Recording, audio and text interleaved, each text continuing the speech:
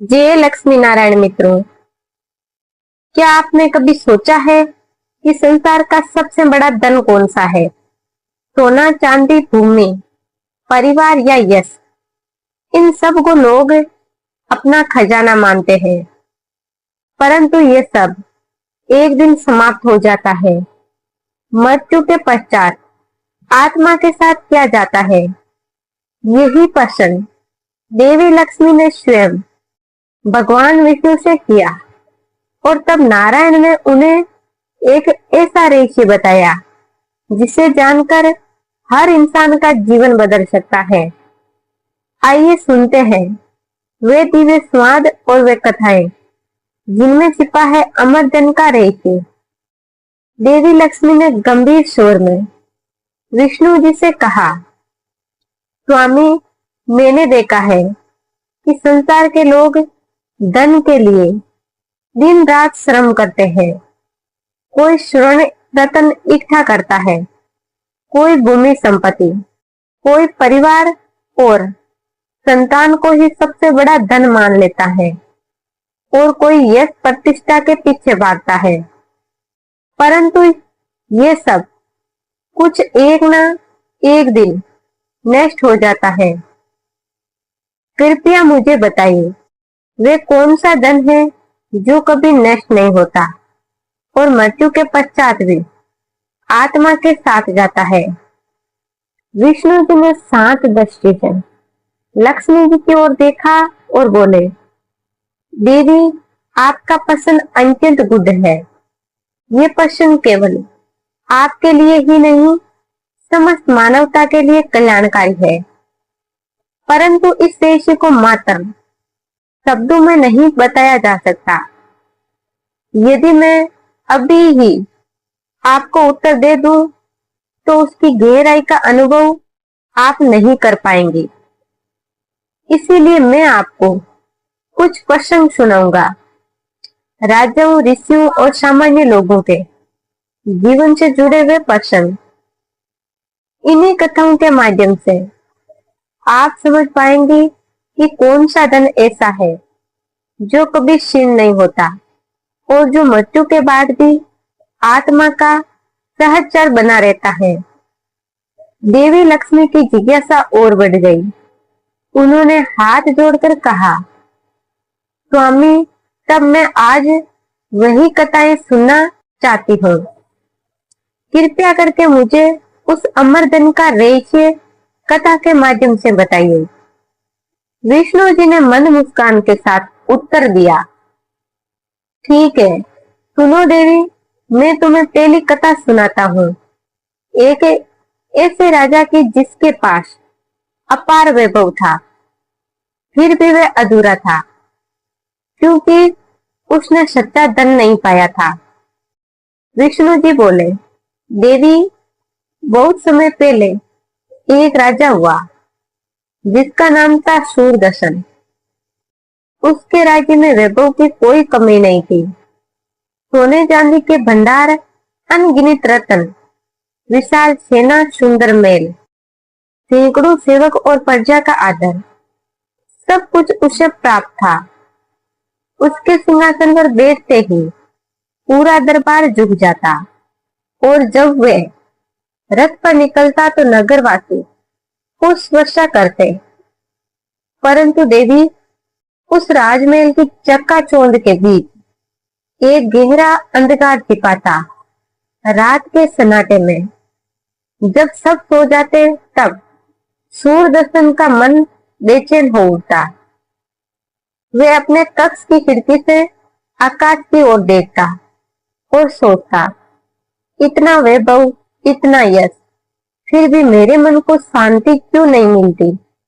ये खालीपन कौन सा है जो सब कुछ होते हुए भी मुझे खाए जा रहा है? एक दिन उसने अपने सभासदों से कहा, मुझे बताओ, सबसे बड़ा धन क्या है? सोना, चांदी, राजसत्ता, पुत्र पुत्री या प्रजा का प्रेम? सभी ने अपनी अपनी राय दी। किसी ने कहा, स्वामी, सोना सबसे बड़ा धन है क्योंकि उससे सब कुछ खरीदा जा सकता है। किसी ने कहा, नहीं राजा, संतान ही सबसे बड़ा धन है, क्योंकि वही वंश को आगे बढ़ाती है। कोई बोला प्रजा का सम्मान ही सबसे बड़ा धन है, क्योंकि उसके बिना राजा अधूरा है। राजा सूरदर्शन ने सबकी बातें सुनी, लेकिन उसका मन तृप्त नहीं हुआ। उसी रात उसने सपना देखा। सपने में उसने एक वृद्ध साधु दिखाई दिए, जिनका चेहरा तेजस्वी था। वे बोले, राजन, तू धन के सागर में डूबा है, परंतु सच्चे धन से अभी वंचित है। ये धन ना तो तेरे खजाने में है, ना दरबार में, ना ही तेरे पुत्र पुत्रियों में। ये धन तुझे केवल धर्म और सत्कर्म के मार्ग पर चलकर मिलेगा। राजा का नींद से जागते ही हृदय कांप उठा। उसने अगले दिन अपने पुरोहित को बुलाकर पूछा, महाराज, वे कौन सा धन है जो कभी नष्ट नहीं होता? कल मैंने सपने में एक साधु को ये कहते सुना, लेकिन मैं समझ नहीं पाया। पुरोहित मुस्कुराए और बोले, राजन, ये प्रश्न साधारण नहीं है। इस रहस्य को जानने के लिए आपको साधुओं और ऋषियों के पास जाना होगा, क्योंकि वे ही आपको उस अमर धन की ओर मार्गदर्शन कर सकते हैं। देवी तब सूरदर्शन ने अपने राज सिंहासन को छोड़कर वन की यात्रा आरंभ की। वे साधु संतों की खोज में निकला, ताकि जान सके कि सबसे बड़ा और कभी नष्ट न होने वाला धन कौन सा है। विष्णु जी ने लक्ष्मी जी से कहा, देवी, राजा सूरदर्शन अपना राजमहल, वैभव और सुख सुविधा छोड़कर अकेले ही वन की ओर निकल पड़ा। मार्ग कठिन था, कभी कांटों से भरा, कभी घने जंगलों से, पर उसके हृदय में केवल एक ही ज्वाला थी, यह जानने की कि वे कौन सा धन है जो कभी नष्ट नहीं होता। 3 दिनों की यात्रा के बाद वे एक शांत आश्रम पहुंचा। वहां एक महात्मा गहरे ध्यान में लीन थे। उनका शरीर वयोवृद्ध था, पर चेहरा तेजस्वी और आंखें ज्ञान से भरी हुई थी।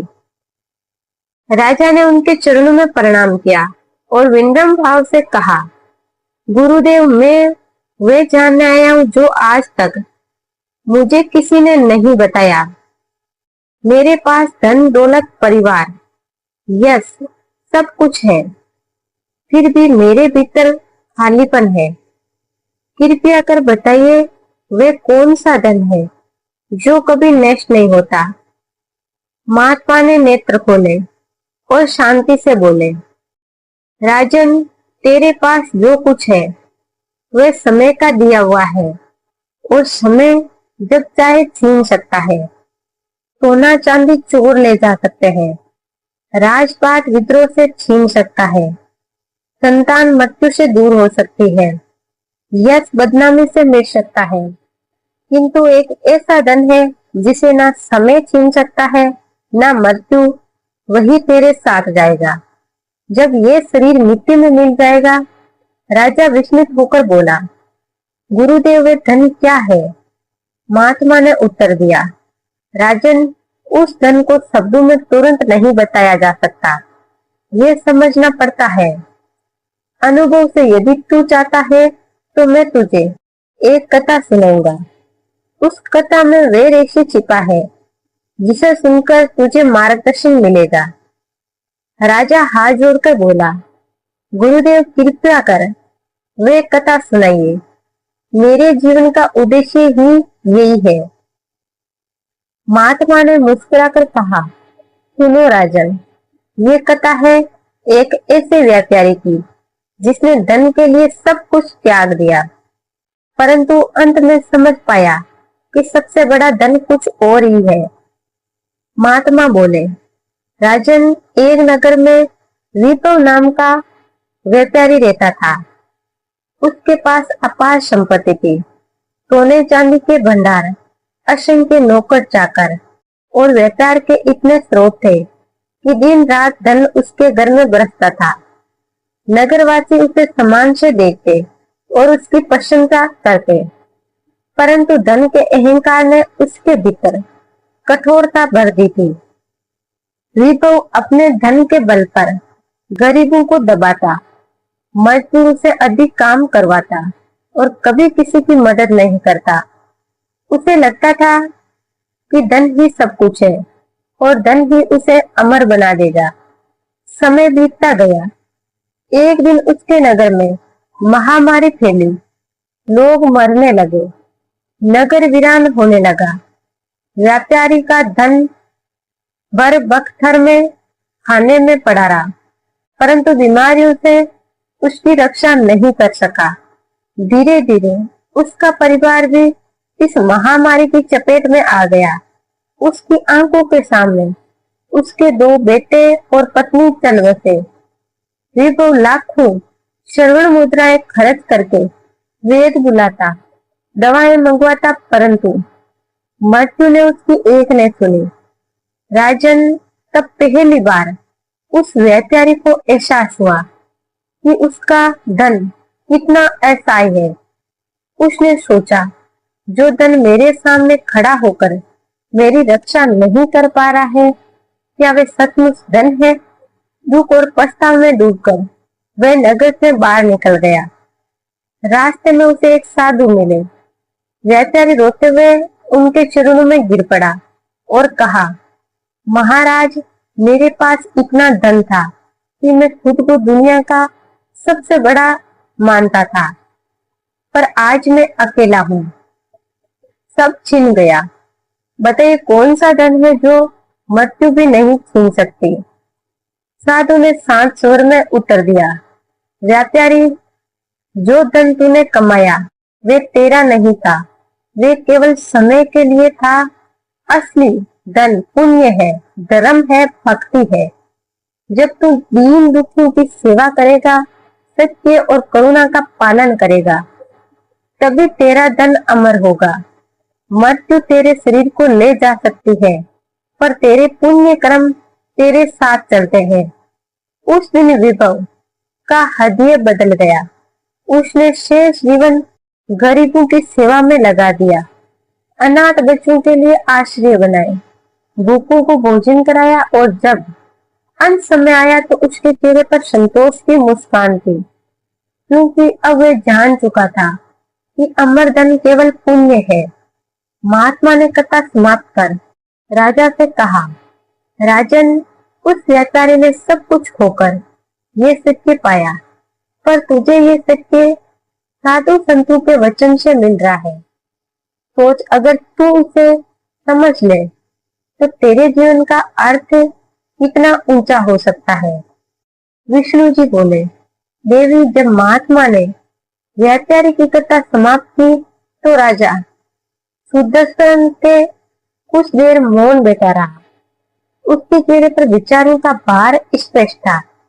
फिर उसने हाथ जोड़कर कहा, गुरुदेव, आपकी कथा ने मेरे हृदय को झकझोर दिया है। सचमुच धन, वैभव और परिवार सब नश्वर है, परंतु क्या केवल पुण्य ही सबसे बड़ा धन है? यदि ऐसा है तो फिर राज धर्म, प्रजा धर्म और भक्ति का स्थान कहाँ है? क्या केवल दान और सेवा ही उस धन का मार्ग है? महात्मा ने शांति से उत्तर दिया, राजन, तेरा प्रश्न उचित है। पुण्य केवल दान करने से नहीं मिलता। दान तो एक अंग है, असली पुण्य तो तब मिलता है जब तू अपने कर्तव्यों को धर्म के अनुसार निभाता है। एक राजा के लिए प्रजा की रक्षा करना, अन्याय का नाश करना, सत्य का पालन करना और धर्म को बढ़ाना ही सबसे बड़ा पुण्य है। जैसे एक साधु तपस्या से पुण्य कमाता है, वैसे ही राजा न्याय और धर्म पालन से हर व्यक्ति का धर्म अलग है, परंतु धर्म निष्ठा और करुणा ही उसका शाश्वत धन बनती है। राजा ने पुनः पूछा, गुरुदेव, यदि पुण्य ही अमर धन है तो क्या इसका फल मृत्यु के बाद भी आत्मा को साथ मिलता है। महात्मा ने गहरी दृष्टि से राजा को देखा और बोले, हाँ राजन, जब मनुष्य इस संसार से विदा लेता है तब उसके सोने चांदी के भंडार यही रह जाते हैं। उसके राजमहल धूल में मिल जाते हैं। उसका नाम यश समय के गर्भ में खो जाता है, किंतु उसके पुण्य कर्म और पाप कर्म ही आत्मा के साथ जाते हैं। यही आगे चलकर उसे स्वर्ग या नरक के मार्ग पर ले जाते हैं। यही अगले जन्म का आधार बनते हैं। यही वे खजाना है जो कभी नष्ट नहीं होता। राजा सूरदर्शन के हृदय में एक नई जागृति हुई। उसने कहा, गुरुदेव, यदि ऐसा है तो मुझे अब ये मार्ग पूरी तरह समझना होगा। कृपया करके मुझे और कथाएं सुनाइए, जिसे मैं इस सत्य को हृदय में उतार सकूं और फिर अपनी प्रजा को भी इसका उपदेश दे सकूं।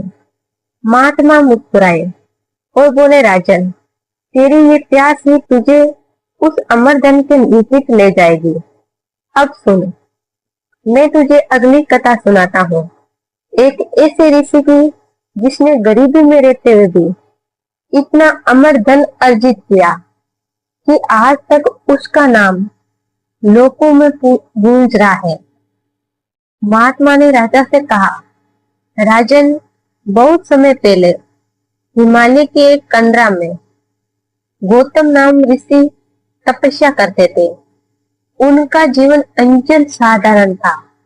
ना उनके पास मेल थे, ना सेवक, ना सोना चांदी, केवल एक छोटा सा आश्रम था और कुछ शिष्य। वे अपने हाथों से कुटिया बनाते, फल फूल और जड़ी बूटियां खाते और बाकी समय तक वे वेदाध्ययन में लगाते। उनकी पत्नी अहिल्या भी साधना और सेवा में लगी रहती। वे गरीबों को अन्न देती, थके हुए यात्रियों को जल पिलाती, बीमारों की देखभाल करती। ऋषि गौतम कहते, पुत्रों, संसार का वैभव क्षण भंगुर है। यदि कुछ अमर है तो वह है सत्य, करुणा और धर्म। यही असली धन है। देवी समय का चक्कर घूमता है। एक बार उस प्रदेश में भयंकर अकाल पड़ा। लोग भूख से तड़पने लगे, पशु पक्षी मरने लगे। जिनके पास धन था वे भी अन्न मिलने से व्याकुल थे। परंतु ऋषि गौतम ने अपने छोटे से आश्रम का भंडार खोल दिया। उनके पास जितना था सब गरीबों को बांट दिया। वे स्वयं फल और कंदमूल खाकर दिन गुजारते, परंतु किसी भूख को खाली हाथ न लौटाते। एक दिन उनके शिष्यों ने कहा, गुरुदेव, आपने सब बांट दिया, अब हम क्या खाएंगे? क्या ये उचित है? ऋषि ने मुस्कुराकर कहा, बेटा, जो धन दूसरों की भूख मिटाने में काम आए वही धन शाश्वत है। यदि हम मर भी जाएं तो कोई बात नहीं, परंतु जिनके प्राण बचेंगे उनका आशीर्वाद ही हमारा अमर खजाना बनेगा। देवी समय बीता और अकाल समाप्त हुआ। लोग बच गए। सबने देखा कि जो परिवार भूखों को भोजन कराता रहा वही सबसे बड़ा माना गया। राजाओं का सोना, व्यापारियों का खजाना सब धूल में मिल गया, परंतु ऋषि गौतम का नाम आज भी अमर है, क्योंकि उन्होंने वह धन कमाया जिसे मृत्यु भी नहीं छीन सकी, धर्म और करुणा से अर्जित पुण्य। महात्मा ने राजा सूरदर्शन से कहा, राजन देखो, ऋषि के पास वैभव नहीं था, पर उनके पास अमर धन था। यही वह खजाना है जो आत्मा के साथ जन्म जन्मांतर तक चलता रहता है। राजा की आंखों में चमक आ गई। उसने कहा, गुरुदेव, अब मैं समझने लगा हूँ कि ये धन भौतिक नहीं है, परंतु अभी भी मेरे मन में कई प्रश्न हैं। क्या हर स्थिति में केवल पुण्य ही मनुष्य का सहारा बनता है। क्या कोई उदाहरण ऐसा है जहाँ किसी के पुण्य ने मृत्यु के बाद भी उसका उद्धार किया हो? महात्मा मुस्कुराए और बोले, राजन, ये प्रश्न बहुत गुड है। अब मैं तुझे एक ऐसी कथा सुनाऊंगा जो मृत्यु के बाद भी पुण्य के साथ चलने की सच्चाई को प्रमाणित करती है। महात्मा ने कहा, राजन, एक नगर में धनपाल नामक वेश्य रहता था। वह साधारण व्यापारी था, परंतु उसका हृदय बहुत विशाल था। उसकी आदतें थी कि वह अपनी कमाई का एक हिस्सा प्रतिदिन भूखों, साधुओं और जरूरतमंदों के लिए अलग रखता। नगर में कोई भी भूखा नहीं सोता, क्योंकि धनपाल का घर सभी के लिए अन्न का द्वार था। उसकी यह आदत नगरवासियों को कभी कभी अजीब लगती। कुछ लोग कहते, धनपाल मूर्ख है, अपने धन को लुटा रहा है, आने वाले समय में खुद भूखा रहेगा। पर धनपाल हंसकर कहता, जो धन दूसरों की भूख मिटाने में लगे वही मेरा असली खजाना है, बाकी सब तो मिट्टी है। समय बीता। एक दिन धनपाल गंभीर बीमार हो गया। वेद बुलाए गए, औषधियां दी गई, परंतु मृत्यु समीप आ चुकी थी। जैसे ही उसकी सांसें टूटने लगी, उसके परिवार वाले रोने लगे। उस समय धनपाल ने कहा, मत रो, जो धन मैंने बांटा वही आज मेरे साथ जाएगा। यही मेरा सच्चा सहारा है। और कुछ देर बाद उसने शांत मन से प्राण त्याग दिए। राजन, जैसे ही उसकी आत्मा शरीर से निकली, उसे दो मार्ग दिखाई दिए। एक अंधकार से भरा, दूसरा प्रकाश से भरा। आत्मा विचलित हुई कि कौन सा मार्ग चुनो। तभी उसके सामने अनगिनत दिव्य स्वरूप प्रकट हुए। वे उन भूखों के आशीर्वाद थे जिन्हें उसने जीवन भर अन्न खिलाया था। वह बोले, धनपाल, मत डर, तेरे पुण्य ने तेरा मार्ग प्रशस्त कर दिया है। हम तुझे स्वर्ग लोक तक ले चलेंगे। धनपाल की आत्मा प्रकाश में मार्ग पर बढ़ी और देवदूतों ने उसका स्वागत किया। स्वर्ग में उसका नाम अमर कर दिया गया। वही नगर में लोग कहते रहे, सोना चांदी तो यही रह गया, पर धनपाल ने ऐसा धन कमाया है जो मृत्यु के पार भी उसका सहारा बना। महात्मा ने राजा से कहा, राजन, यही प्रमाण है कि मृत्यु के बाद भी पुण्य ही आत्मा के साथ जाता है।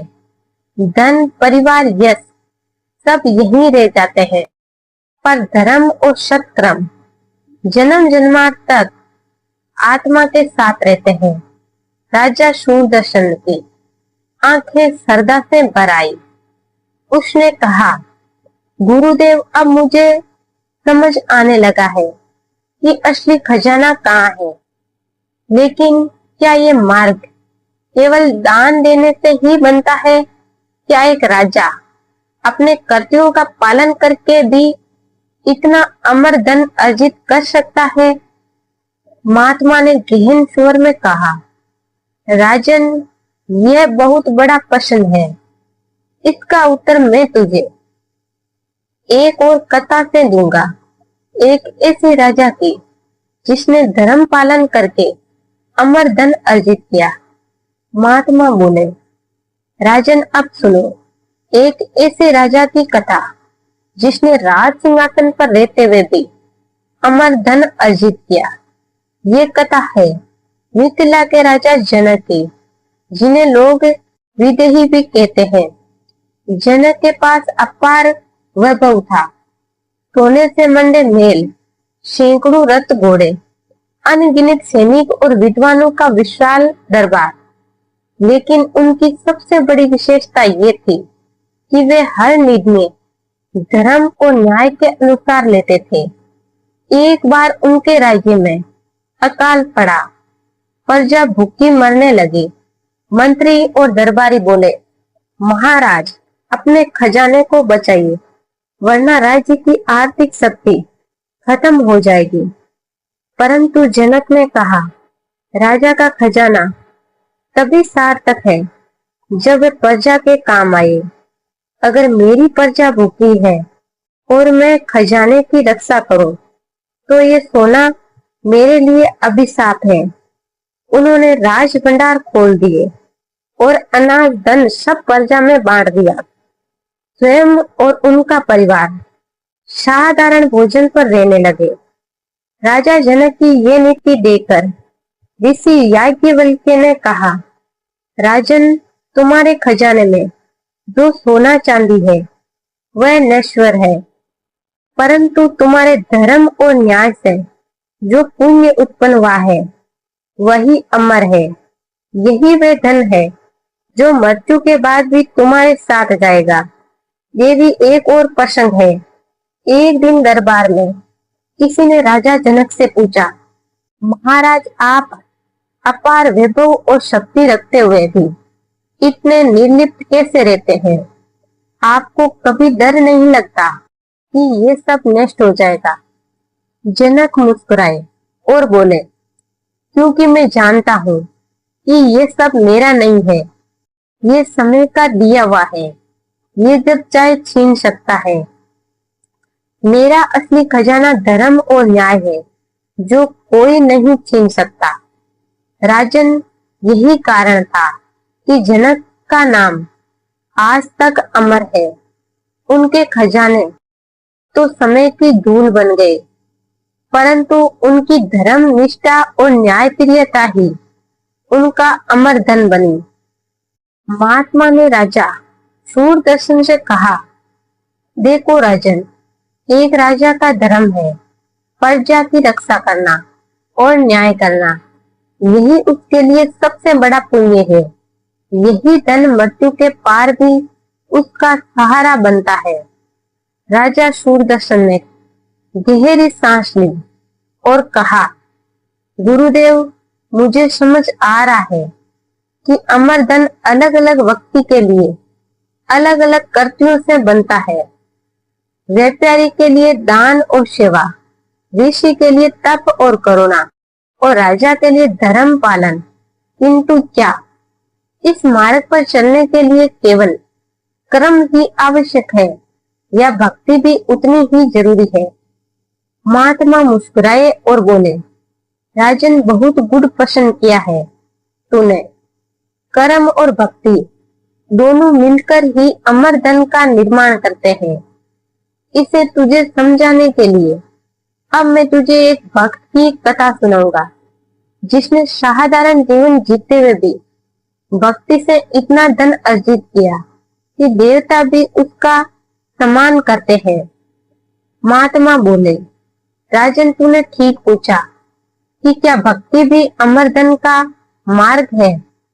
अब सुन, मैं तुझे एक ऐसे बालक की कथा सुनाता हूँ जिसने भक्ति से वह धन अर्जित किया जो आज भी अमर है। वह बालक था ध्रुव।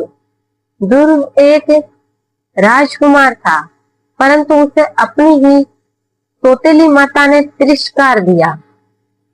वह सिंहासन का अधिकारी होते हुए भी अपमानित होकर रो पड़ा। उसकी मां ने समझाया, बेटा, यदि तुझे सच्चा सहारा चाहिए तो केवल भगवान की शरण जा। वही तुझे वे खजाना देंगे जिसे कोई छीन नहीं सकता। राजन, उस छोटे से बालक ने महल छोड़ दिया और घने वन में चला गया। वहां उसने तपस्या शुरू कर दी। ना दिन की परवाह, ना रात की। कभी पत्ते खाए, कभी जल पिया, और अंत में केवल प्राणवायु पर ही टिक गया। उसकी अटूट भक्ति ने भगवान विष्णु को प्रसन्न कर दिया। वे उसके सामने प्रकट हुए और बोले, वत्स ध्रुव, मांगो, क्या वरदान चाहिए? ध्रुव ने कहा, हाथ जोड़कर कहा, प्रभु, मुझे ऐसा धन दीजिए जो कभी नष्ट ना हो, जो मुझे स्थायी पहचान दे। भगवान विष्णु ने मुस्कुराकर कहा, वत्स, तुझे आकाश में वे स्थान देंगे जहाँ कभी क्षय नहीं होगा। आज से तू ध्रुव तारा कहलाएगा और युगों युगों तक अमर रहेगा। राजन देखो, एक छोटा बालक जिसने धन दौलत राज्य और सिंहासन सब ठुकरा दिया, उसने भक्ति के बल पर अमरता पाली। यही है असली धन, भक्ति और ईश्वर का प्रेम। ये धन किसी को दिखाई नहीं देता, परंतु जब ये मिलता है तो आत्मा शाश्वत हो जाती है। महात्मा ने आगे कहा, राजन, यही कारण है कि संत और भक्त कहते हैं कि सोना चांदी सत्ता और परिवार सब शरण भंगुर है, परंतु भक्ति और धर्म ही शाश्वत धन है। ध्रुव की तरह जिसने भक्ति को अपनाया, उसका नाम आज तक अमर है। राजा सूरदर्शन की आंखों से आंसू छलक पड़े। उसने कहा, गुरुदेव, अब मुझे लग रहा है कि असली धन का रहस्य धीरे धीरे खुल रहा है। दान, धर्म, न्याय और भक्ति, ये सब मिलकर ही उसे अमर खजाने का निर्माण करते हैं। परंतु क्या ये धन केवल महान लोगों को ही मिलता है या एक साधारण मनुष्य भी इसे अर्जित कर सकता है? महात्मा ने गहरी मुस्कान के साथ उत्तर दिया, राजन, ये प्रश्न सबसे महत्वपूर्ण है। अब मैं तुझे एक साधारण किसान की कथा सुनाऊंगा, जिसने बिना वैभव, बिना शिक्षा, बिना बड़े कर्म किए भी इतना अमर धन अर्जित किया कि देवता भी उसकी स्तुति करते हैं। बोले, राजन, बहुत समय पहले एक छोटे से गांव में सीलवन नाम का किसान रहता था। उसके पास ना बड़ा खेत था, ना धन संपत्ति, ना ही कोई विशेष वैभव। वे दिन रात हल चलाकर मुश्किल से अपने परिवार का पेट पालता था। परंतु सीलवन की एक आदत थी, जो भी थोड़ा बहुत अन्न वह उपजाता था, उसमें से पहली मुट्ठी अन्न वह भगवान को अर्पित करता, दूसरी मुट्ठी किसी भूखे या गरीब पड़ोसी को दे देता और उसके बाद ही अपने परिवार का भोजन बनाता।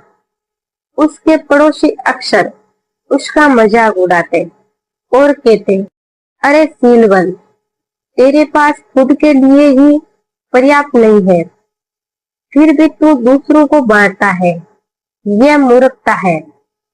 सीलवन मुस्कुराकर उत्तर देता, भाइयों, जो कुछ मुझे मिला है वह भगवान की देन है। यदि मैं उस समय से थोड़ा अंश उनके और उनके बच्चों गरीबों को लौटा दूं, तो यही मेरा सबसे बड़ा धन है। राजन, समय बीतता गया। एक बार उस प्रदेश में अकाल पड़ा। जिनके पास बड़े बड़े भंडार थे, उनका भी अन्न समाप्त होने लगा। लोग भूख से तड़पने लगे, परंतु सीलवन का घर अन्न से भरा रहा। क्यों? क्योंकि उसके पुण्य ने चमत्कार किया। हर दिन उसके छोटे से कोठारे में जितना अन्न निकलता, उतना ही नया अन्न प्रकट हो जाता। लोग ये देखकर आश्चर्यचकित रह गए। राजा ने स्वयं आकर उससे पूछा, किसान, तेरे पास इतना अन्न कहाँ से आता है? सीलवन हाथ जोड़कर बोला, महाराज, ये मेरा नहीं है, ये तो भगवान की कृपा है। मैंने जीवन भर दूसरों को बांटा, आज भगवान ने मुझे लौटाया। राजन, जब सीलवंत का अंत समय आया तो उसके घर में किसी को रोना नहीं पड़ा, क्योंकि उसकी आत्मा शांत और प्रसन्न होकर शरीर से निकल गई। देवदूत आए और बोले, सीलवंत, तेरे पुण्यों ने तुझे अमर बना दिया है। तूने अन्न बांटकर जो सेवा की, वही तेरा सच्चा खजाना है। अब तेरी आत्मा स्वर्ग लोक में प्रतिष्ठित होगी। महाराज ने राजा से कहा, देखो राजन, एक साधारण किसान जिसके पास कुछ भी नहीं था, उसने भी अमर धन कमा लिया। इसीलिए ये मार्ग सबके लिए खुला है। राजा हो या ऋषि, व्यापारी हो या किसान, जो धर्म और करुणा का पालन करता है वही अमर धन अर्जित करता है। राजा ने शूरदर्शन गहराई से सोचने लगा। उसने कहा, गुरुदेव, अब मुझे स्पष्ट होने लगा है कि ये धन बाहरी नहीं है, ये भीतर से अर्जित होता है। परंतु क्या ये धन केवल परलोक में फल देता है या इस लोक में भी इसका कोई महत्व है? महात्मा मुस्कुराए और बोले, राजन, बहुत ही महत्वपूर्ण प्रश्न है। अब मैं तुझे एक ऐसी कथा सुनाऊंगा जिसमें दिखेगा कि अमर धन केवल मृत्यु के बाद ही नहीं, बल्कि जीवन रहते हुए भी शांति और सुख का आधार बनता है। महात्मा बोले, राजन सुनो, अब अंतिम कथा। एक गांव में सतप्रिय नामक का गृहस्थ रहता था। उसके पास न अधिक धन था, न विशेष वैभव, परंतु उसका जीवन सत्य, करुणा और सेवा पर आधारित था। वह जो भी कमाता उसमें से कुछ हिस्सा गरीबों के लिए, कुछ हिस्सा धर्म कार्य के लिए और शेष अपने परिवार के लिए रखता। लोग कहते थे, सत्य प्रिय, तूने जीवन में कोई बड़ा मेल नहीं बनाया, ना खजाने भरे, ना नाम कमाया, फिर तू इतना प्रसन्न कैसे रहता है? सत्य प्रिय हंसकर कहता है, क्योंकि मेरा खजाना भीतर है। जब मैं किसी दुखी की मदद करता हूँ, मेरा मन हल्का हो जाता है। जब किसी भूखे को भोजन कराता हूँ, मेरा हृदय तृप्त हो जाता है। यही मेरी असली दौलत है। राजन देखो, उसका जीवन साधारण था, पर उसका चेहरा सदैव शांत रहता था। न उसे नींद में डर सताता, न भविष्य की चिंता खाती। मृत्यु का भय भी उसके समीप नहीं आया, क्योंकि उसे पता था कि उसने जो धन कमाया है, धर्म, सत्य और सेवा का, वह कभी नष्ट नहीं होगा। महात्मा ने राजा शूरदर्शन से कहा, अब समझो राजन, यही सबसे बड़ा धन है। सोना चांदी मिट्टी में मिल जाएगा, यह समय के साथ भूला दिया जाएगा। परिवार भी मृत्यु के बाद साथ नहीं जाएगा। केवल धर्म, सत्य और भक्ति और करुणा से अर्जित पुण्य ही ऐसा अमर धन है जो आत्मा के साथ जीवन और मृत्यु दोनों में रहता है। यही आत्मा का शाश्वत खजाना है। राजा शूरदर्शन ने हाथ जोड़कर कहा, गुरुदेव, अब मैं इस रहस्य को समझ गया। अब से मेरा जीवन इस अमर धन को अर्जित करने के लिए समर्पित रहेगा। मैं राज सिंहासन पर बैठकर केवल प्रजा के कल्याण, सत्य और धर्म के लिए कार्य करूंगा। यही मेरी सबसे बड़ी संपत्ति होगी। महात्मा मुस्कुराए और बोले, राजन, जब तू इस मार्ग पर चलेगा तभी तेरा जीवन सार्थक होगा। यही अमर धन का वास्तविक स्वरूप है। विष्णु जी ने लक्ष्मी जी से कहा, देवी, यही उत्तर है तुम्हारे प्रश्न का। संसार का सबसे बड़ा धन ना सोना है, ना राजपाट, ना यश, ना परिवार। सबसे बड़ा और कभी नष्ट नहीं होने वाला धन है धर्म, भक्ति और पुण्य से अर्जित अमर संपत्ति। लक्ष्मी जी की आंखें श्रद्धा से भर आई। उन्होंने हाथ जोड़कर कहा, स्वामी, अब मुझे समझ आ गया कि यही वह खजाना है जिसकी खोज हर आत्मा को करनी चाहिए। भक्तों, इस प्रकार आज की ये दिव्य कथा समाप्त होती है। भगवान विष्णु ने माता लक्ष्मी के प्रश्नों का उत्तर हमें कथाओं के माध्यम से दिया और ये समझाया कि संसार का सबसे बड़ा और कभी नष्ट नहीं होने वाला धन केवल धर्म, भक्ति और पुण्य है। यही धन आत्मा के साथ रहता है और यही सच्ची पूंजी है। हमें आशा है कि ये कथा आपके हृदय को अवश्य छू गई होगी और आपके जीवन को एक नई दिशा देने में सहायक होगी। यदि आपको ये कथा पसंद आई हो तो इसे लाइक करें, अपने मित्रों और परिवार के साथ शेयर करें और कमेंट में जय लक्ष्मी नारायण अवश्य लिखें ताकि पूरे कमेंट बॉक्स में नारायण का जयकारा गूंज उठे। और हाँ, चैनल को सब्सक्राइब करना न भूलें ताकि हर नई कथा सबसे पहले आप तक पहुंचे। धन्यवाद। हरि ओम। जय लक्ष्मी नारायण।